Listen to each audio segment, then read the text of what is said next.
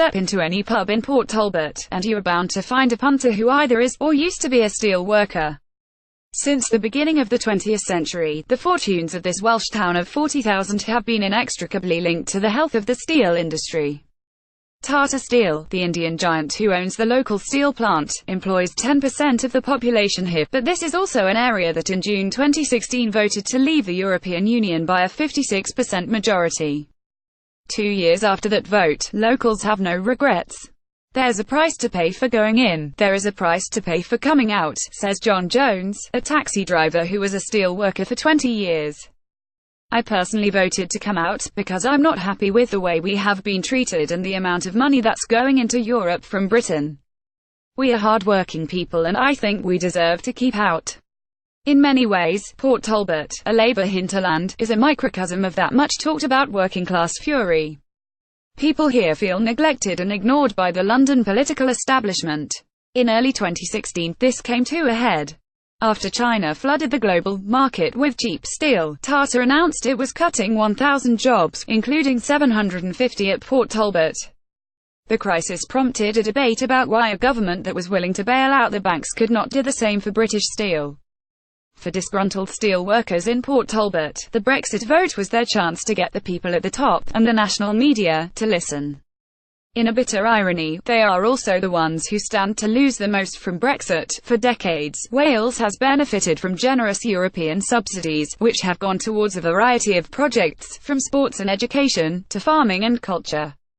But most importantly, the local steel industry and its workers have enjoyed the protection of EU labour laws and safety standards, as well as barriers to unfair competition from other countries.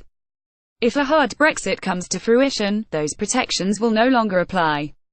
As some in the Conservative Party salivate over the prospect of signing free trade deals all over the world, residents in Port Talbot worry that countries like China might use the opportunity to dump cheap steel onto the UK market. Anthony Taylor was at the steelworks for 39 years. He also served as Port Talbot's mayor from 2007 to 2008. A Remainer, he tells me a hard Brexit would be disastrous for the local economy. We are going to have to compete in markets that we are not big enough to compete in, he says. It's okay to say we will take back control, but control of what? It makes me a bit nervous to see ministers going around the world trying to sign trade deals with anybody and everybody.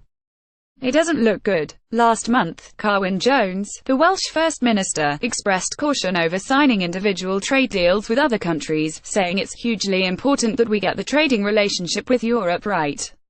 At the moment, we have access to that market, which means we don't have to pay any tariffs. We don't face any barriers.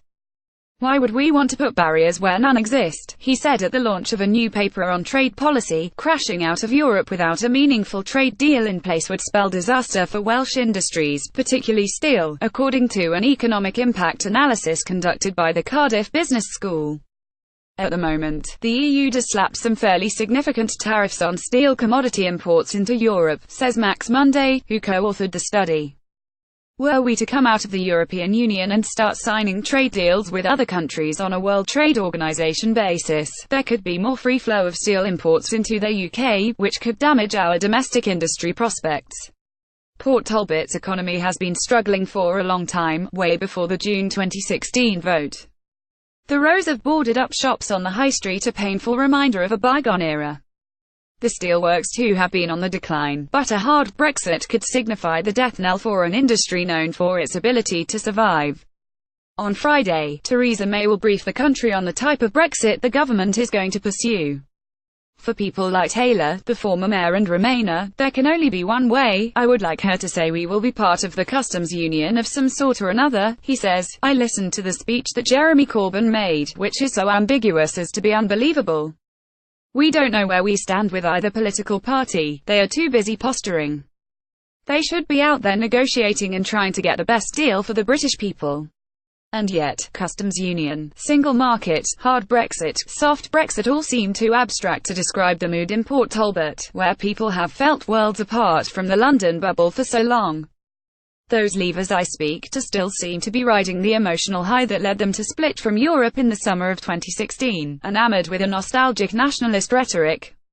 British products, like German products, are known worldwide as a class act, said David Ellis at the Pig Iron pub, one of the meeting points for the town's steel men. India, China, look at the products they make. The world will always want British-made goods.